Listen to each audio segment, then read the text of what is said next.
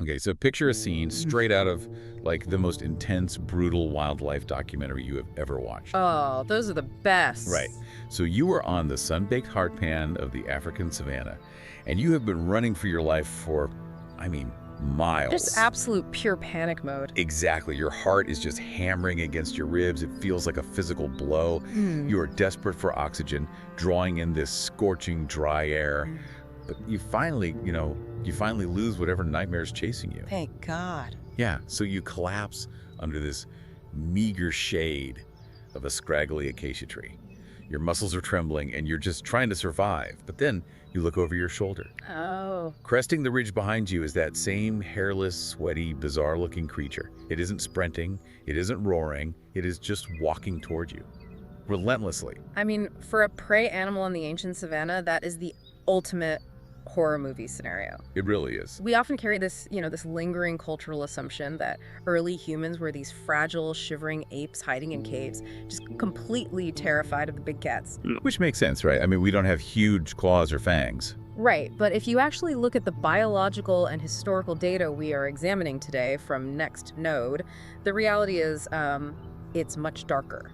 To the rest of the animal kingdom, we were the monsters. And that is exactly the mission of this deep dive today. We're going to unpack the incredibly visceral, suspense-driven reality of ancient human survival. It is a wild ride. It really is. We are going to look at the mechanical and biological reasons why you, the person listening to this right now, are the direct descendant of the most terrifying apex stalker this planet has ever produced. Yeah, and to understand how we achieve that status, you really have to look at the fatal limitation of traditional predators. Okay, let's unpack this. What do you mean by fatal limitation? Well, if you look at a lion or a cheetah or a leopard, they operate as burst killers. They rely entirely on stealth and, explosive anaerobic speed. Right, the classic ambush. Exactly. They stalk within striking distance, ignite their fast twitch muscles, and if they don't secure a kill within maybe 60 seconds, they just shut down. Wait, they just give up, just like Well, that. They physically have to. It is a biological failsafe.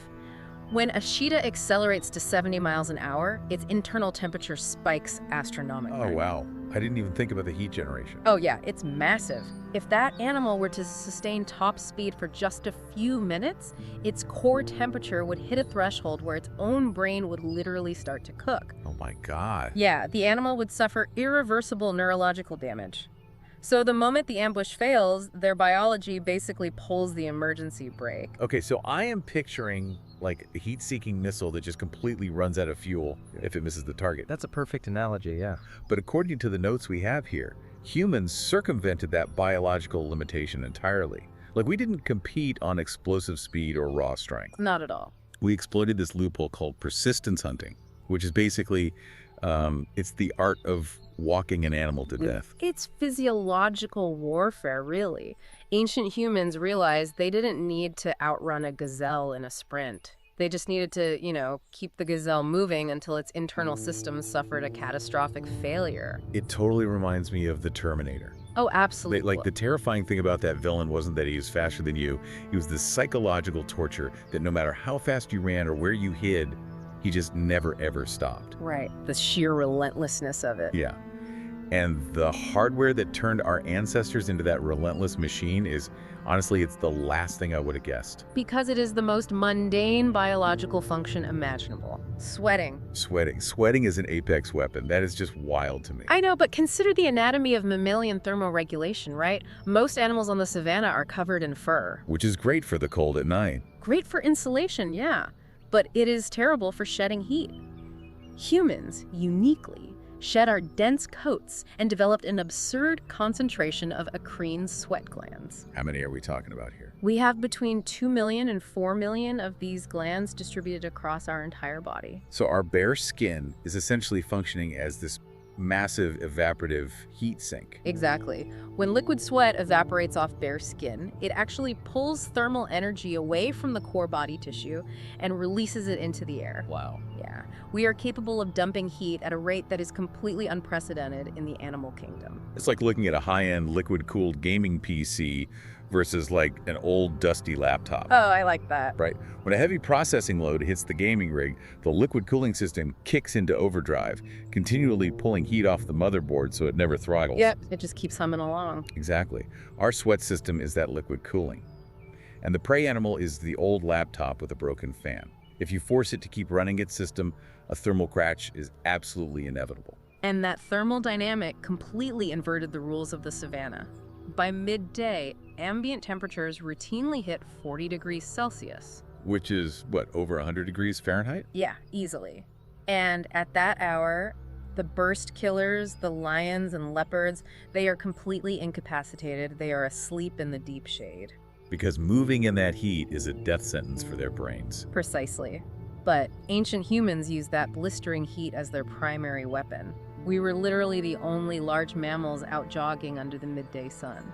I was looking at the biomechanical breakdown of how animals run in these notes, and there's a massive structural flaw in four-legged animals that makes our sweating advantage even more lethal, right? Oh, absolutely. Because animals like antelopes or kudus, they don't have our sweat glands. Yeah. To dump heat, they have to rely on panting. Right, they evaporate moisture off the surface of their lungs and tongue. But the mechanics of a gallop make panting impossible. Yeah, it's a phenomenon known as mechanical coupling.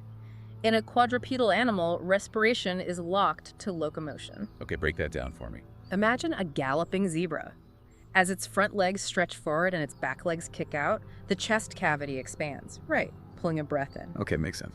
But as all four legs come together directly underneath the animal's belly, its internal organs, the stomach, the liver, the intestines, they carry massive momentum.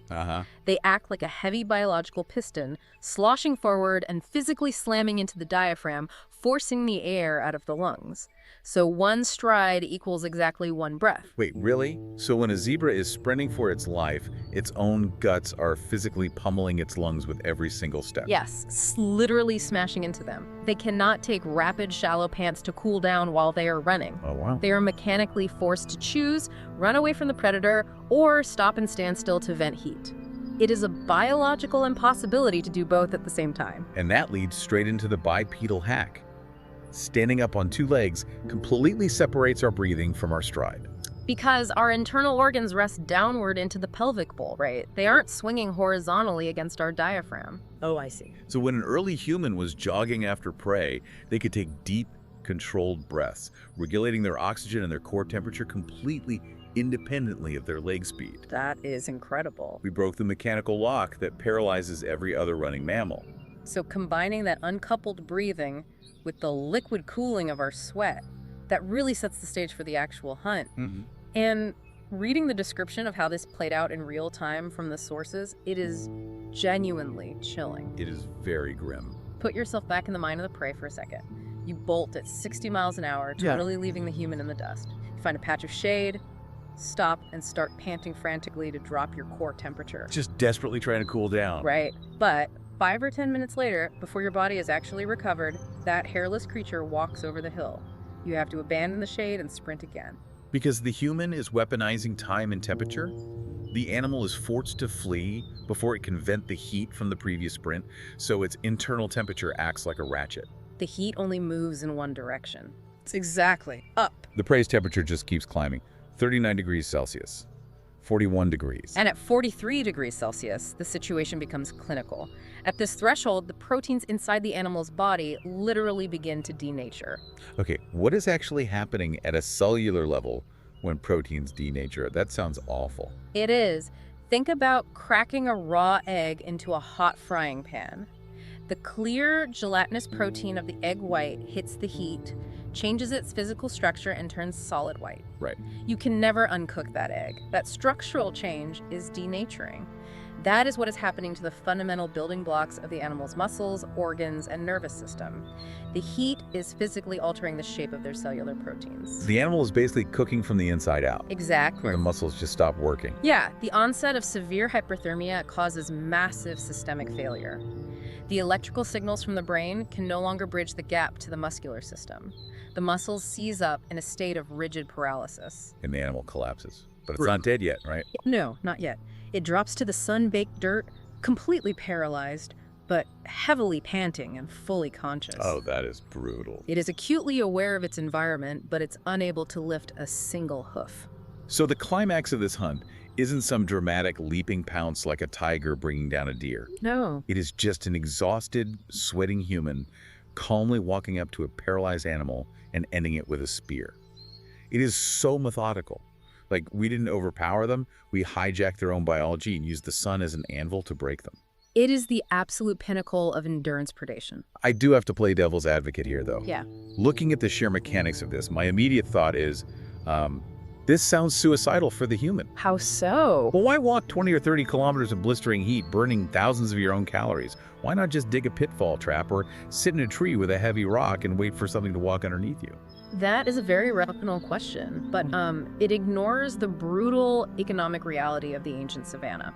Passive hunting, like setting traps or waiting in a tree, it relies on luck. It requires the prey to make a mistake. Right, you're just waiting around. Yeah, and in an environment where resources are incredibly scarce, you simply cannot afford to wait for a high-yield animal to stumble into your snare.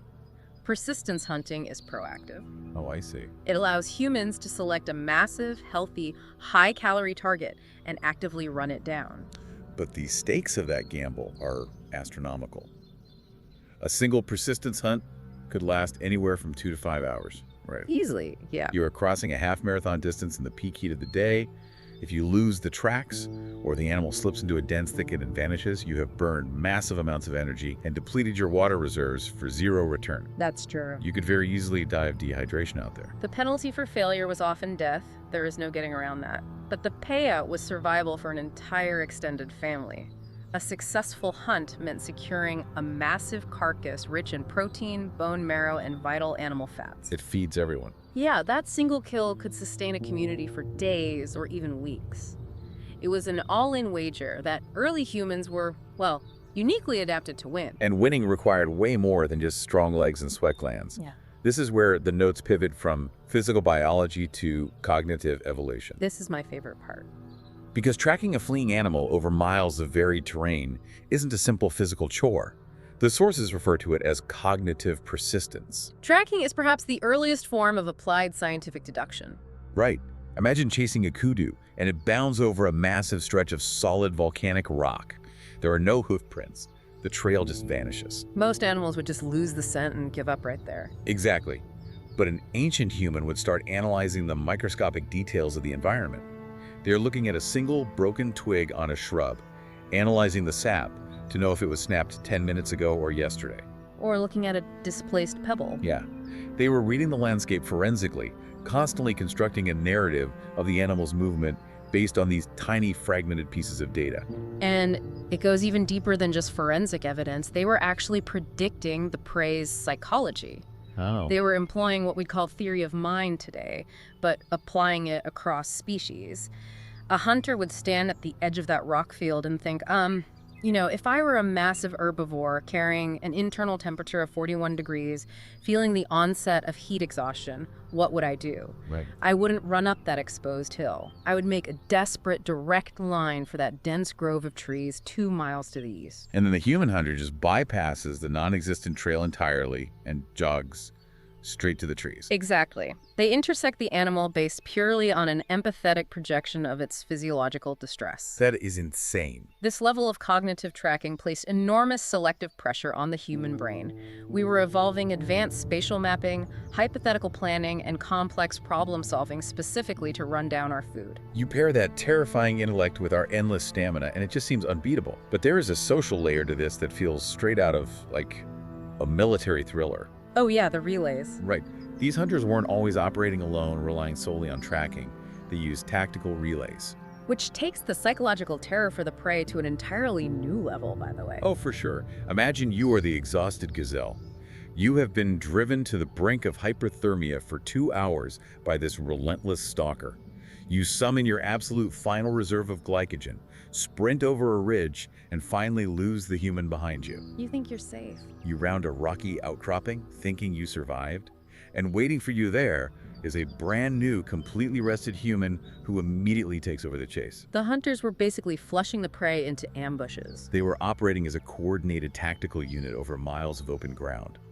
But how on earth do you coordinate a relay race of death without radios or even advanced language as we know it today? It requires an unbelievable degree of social cohesion and geographic memory.